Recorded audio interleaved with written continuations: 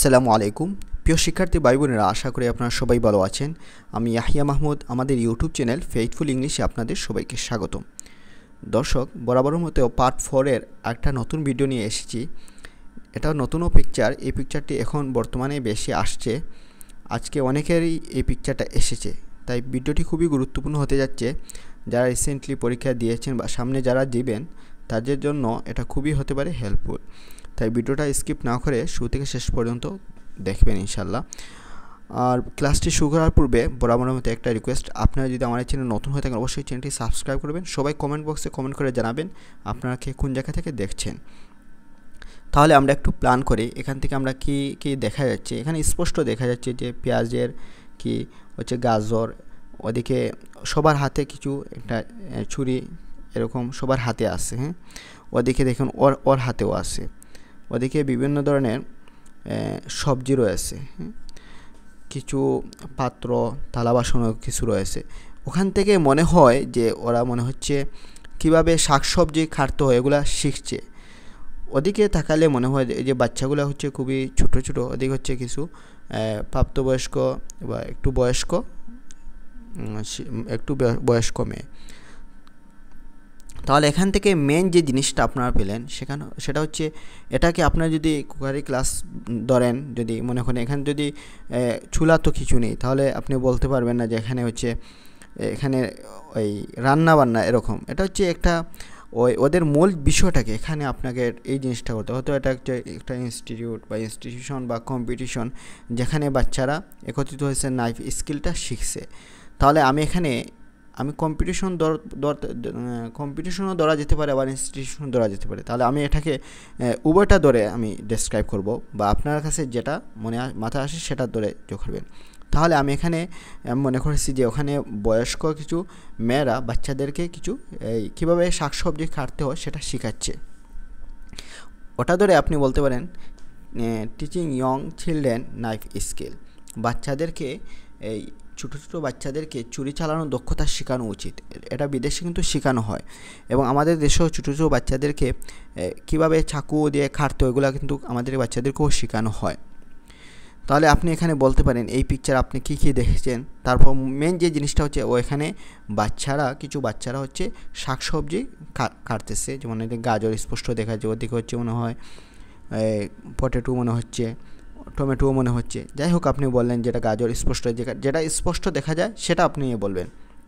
তাহলে বলতে পারেন in this picture I have seen lots of things such as many girls, some children, tables, Knives, several kind of vegetable including carrots, leaves and so on.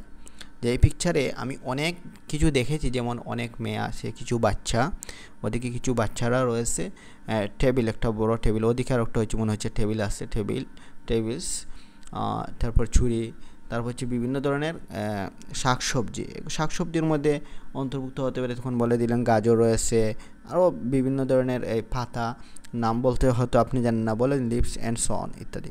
তারপর main যে জিনিসটা হচ্ছে এই পিকচারের মধ্যে, সেটা হচ্ছে ওই যে বাচ্চারা শাকসবজি কাটতেছে। তাহলে বলেন among the one of the most interesting things that really catches my eye is that some children are cutting vegetables.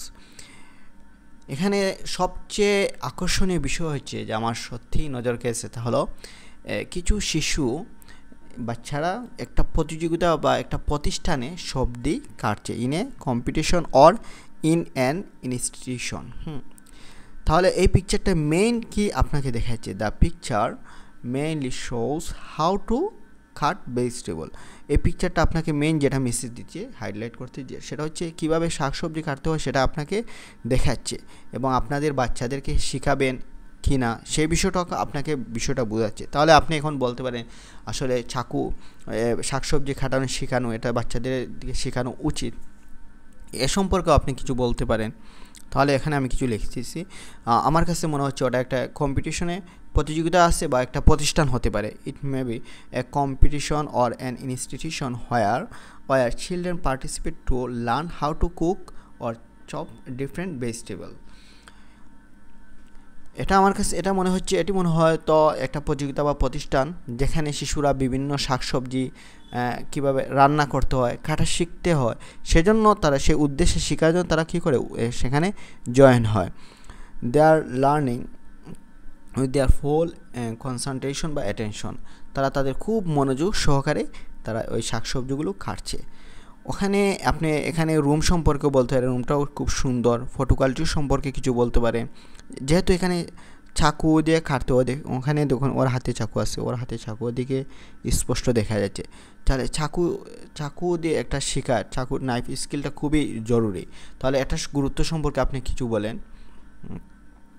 দেখ আমি এখানে লিখছি, সেটা হচ্ছে it is very safe to teach the children how to use a knife. এটা খুবই গুরুত্ব বা খুবই দরকার প্রয়োজন। এটি ভেরি সেফ, বাচ্চাদেরকে কীভাবে ছুরি ব্যবহার করতে হয় তা শেখানো খুবই সেফ, খুবই নিরাপদ।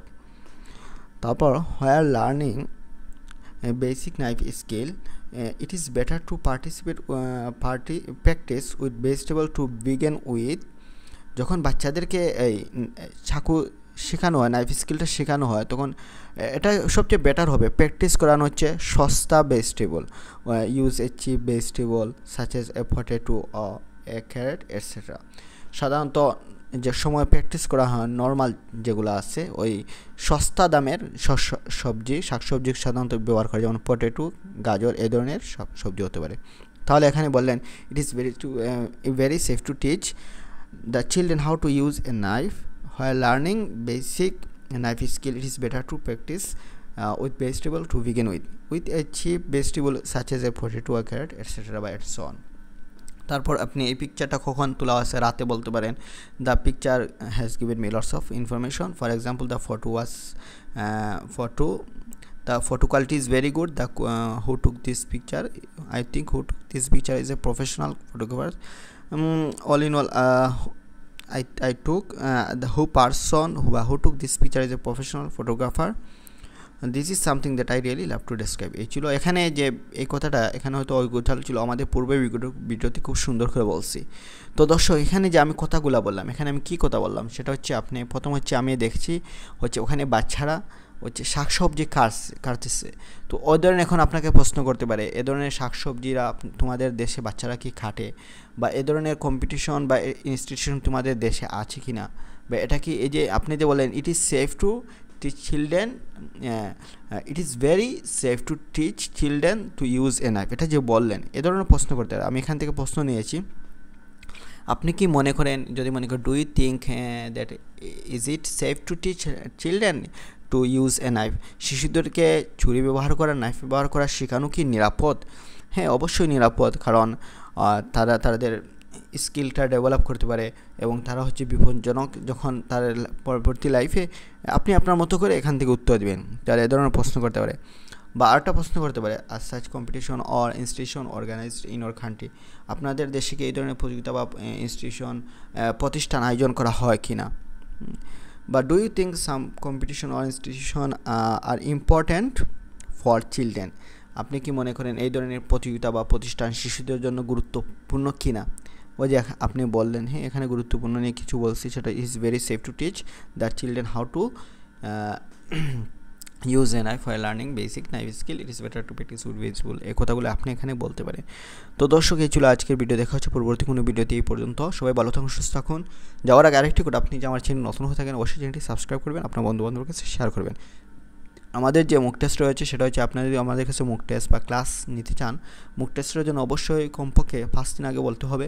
আর ক্লাস যদি শুরু করতে চান আমাদের আরও কয়েকদিন পরে একটা বেস শুরু হবে, নতুন একটা বেস শুরু হয়েছে রিসেন্টলি, 2টা ক্লাস হয়েছে। তো আপনার চাইলে যদি পরবর্তী বেসে জয়েন হতে চান তাহলে ডেসক্রিপশন অথবা কমেন্ট বক্সে দেওয়া নম্বরে যোগাযোগ করতে পারেন। সবাই ভালো থাকুন, সুস্থ থাকুন, সবাই বিশেষ করে আমাদের জন্য দোয়া করবেন। আল্লাহ হাফিজ।